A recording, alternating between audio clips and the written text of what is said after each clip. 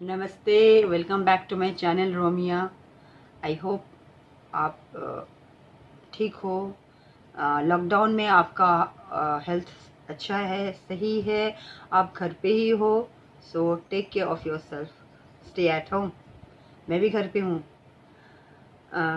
Dear friends, dear actually this video only for ladies, because this is not related only with beauty. ये health के साथ पूरी तरह से अच्छी तरह से जुड़ा हुआ है। ऐसा है कि हम लेडीज़ के लिए एक कुछ कुछ बीमारी है जो बहुत कॉमन है, बहुत common disease like breast tumour and cancer, then uterus and ovarian tumour and cancer. I am not doctor, but I have done a course from Raja Baja science college, pharmacology मतलब मेडिसिन के ऊपर। तो कैंसर के बारे में मैं बहुत कुछ जानती हूँ, ऐसी बात नहीं है। So my best regards to all doctors. मैं पहले उनसे सॉरी कह लेती हूँ, क्योंकि मैं डॉक्टर या मेडिकल के सब्जेक्ट को छेड़छानी नहीं करने वाली। यहाँ पे मैं आज ब्रेस्ट केयर के ऊपर कुछ पॉइंट्स जो हमने स्टडी किए थे और मैं भी ट्राई करती हूँ मेंटेन के लिए, तो वो मैं शेयर करना चाहती हूँ। मुझे लगता है मुझे कुछ मतलब रिक्वेस्ट भी आया था, तो मुझे लगता है इस बारे में हमें ध्यान देना चाहिए, क्योंकि ड्यू टू लॉकडाउन हमारा हेल्थ में जो है इम्यूनिटी डे टू डे मतलब लूज़ हो रहा है। हम लेडी लोग अपने केयर या ख्याल सही तरह से रख नहीं पा रहे, क्योंकि मुझे फैमिली का हम लोगों का है ना, वो मैं भी खुद भी करती हूँ, फैमिली का केयर फर्स्ट करती हूँ, देन माई सेल्फ। तो पहले खुद का केयर करना ये कोई मतलब माँ या कोई लेडी के लिए ऐसा तो नहीं होता। तो ब्रेस्ट केयर के लिए बेस्ट कुछ टिप्स मैं जो बताना चाहती हूँ। नंबर 1, हमारा लाइफ में पोल्यूशंस बहुत ज़्यादा है। हमारी लाइफ में जो है एक्सरसाइज एवरीडे हम लोग कर नहीं पाते हैं, हम लोग हेल्दी न्यूट्रिशन फूड ले नहीं पाते हैं, क्योंकि हमें सर्व करने वाला हाउस वाइफ को नहीं होता, खुद लेते हैं खुद एवरीथिंग। और जो घर का जो काम काज है तो मोस्ट ऑफ द लेडीज़ वो अपना घर का मेड से करवाती हैं। तो हमारा लाइफस्टाइल चेंज हो गया। तो इसके लिए ये है कि ब्रेस्ट हमारा जो है, ब्रेस्ट में अपना स्तन या ब्रेस्ट जो है, इसमें मसल्स वगैरह तो नहीं होते, no muscles, bones no bones, only tissues is there.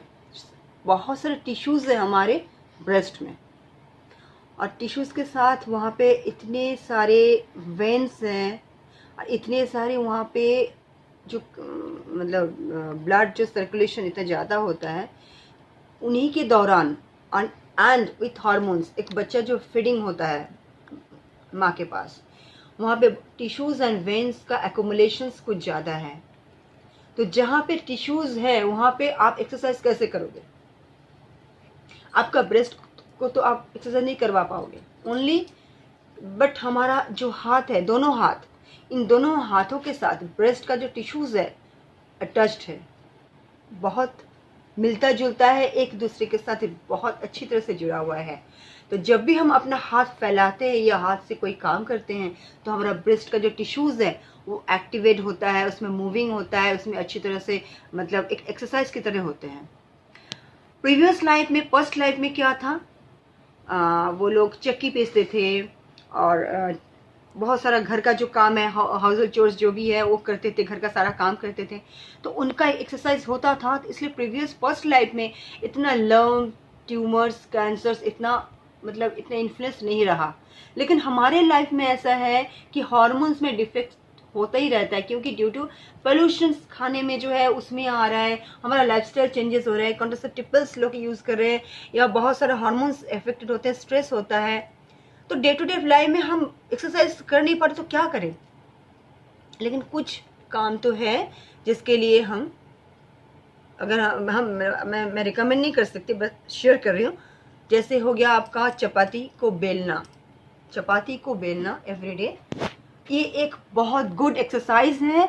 हम लेडी के लिए, हम all ladies, for all women's ये एक बहुत अच्छी है। अगर आपका घर का मेड जो है घर का अगर झाड़ू पोछा करती है, उसके बाद भी अगर आप अपना हाथ को फैलाकर कोई काम करते हो, अगर एक्सरसाइज करने का टाइम नहीं मिलता है, तो जब भी हम अपना हाथ को फैलाते हैं, अगर आपको लगता है कि आपको घर का झाड़ू पोछा नहीं करना, लेकिन रोटी करना एक बहुत अच्छी एक्सरसाइज है। आपका जो ये हाथ जब आप फैलाते हो घर में, घर का काम करते करते, अब जब टाइम मिल जाए अपना ये तो हाथ है ना, ऐसे फैलाते जाइए। ऐसे जब हम हाथ फैलाते हैं इस तरह से या इस तरह से, तो हमारा जो ब्रेस्ट का जो टिश्यूज़ हैं, जैसे ऐसे हो गया, ऐसे हो गया, अगर ये हम मेंटेन करते हैं इस तरह का, ये इसका दो फायदा है। एक आपका ब्रेस्ट का मसल टिश्यूज जो है वो एक्टिव होते हैं, और आपका कंधे में अगर स्पॉन्डिलाइटिस है उनमें भी फायदा है इन दोनों एक्सरसाइज का। ये वाला स्पेशली जब भी आप हाथ का मूवमेंट करते हो तो आपका सीधा ब्रेस्ट में एक अच्छा इफेक्ट आता है। और एक है, आप अपना दोनों हाथों को इस तरह से कर लीजिए, इस तरह करके पीछे की तरफ टानिए, खींच लीजिए, ऐसे कीजिए और अपना सीने तान कर ऐसे खींच लीजिए, फिर ऐसा ऐसा ऐसा। तो डियर लेडीज, माय फ्रेंड्स, जो आप देख रहे हो, अपना ब्रेस्ट केयर के लिए घर का काम तो करना ही है, हमें सबको देखभाल तो करना ही है, लेकिन साथ में खुद का भी देखभाल करनी चाहिए। लेकिन अगर हम स्वस्थ हो तो हमारे फैमिली जो है वो भी स्वस्थ रहेंगे। तो हमने कुछ एक्सरसाइज दिखाए हैं, अगर आपको अच्छा लगे तो आप कीजिए। तो रोटियां करना या जो बेलना या मसाले जो करते थे पहले ज़माने में, ये मसाले पीसना, ये सब बहुत अच्छी एक्सरसाइज होता है। घर का झाड़ू पोछा करना गुड एक्सरसाइज होता है। अगर मुझे अच्छे नहीं लगता ये सब करना, तो हम ये जितना हमने कहा है ये वाली इनका स्पॉन्डिलाइटिस से ब्रेस्ट से बिल्कुल जुड़ा हुआ है, एकदम पक्का। अगर आप ये करते जाओगे, देखिए आपका जो गांठ नहीं होता है ट्यूमर, तो आपका स्तन में ब्रेस्ट में जो गांठ होता है, जो ट्यूमर्स या लम्ब होते हैं, क्योंकि इसका बहुत सारा मतलब ऐसा नहीं है कि लोग कहते हैं ट्यूमर हो गया, ऐसी बात नहीं है, इसमें भी बहुत सारे क्लासिफिकेशंस हैं। हाँ, तो इतना तो डॉक्टर ही बताएंगे, मैं नहीं बताऊंगी, मैं सिर्फ जो करनी चाहिए वही हमने बताया। अगर आप करोगे डियर फ्रेंड्स, और एक चीज़ ध्यान में रखनी चाहिए लेडी, जब आप नहाते हो, अगर आप शावर में नहाते हो तो पानी ऊपर से अगर गिरता है तो अपना वो पानी सीधे ब्रेस्ट के ऊपर आप गिराइए।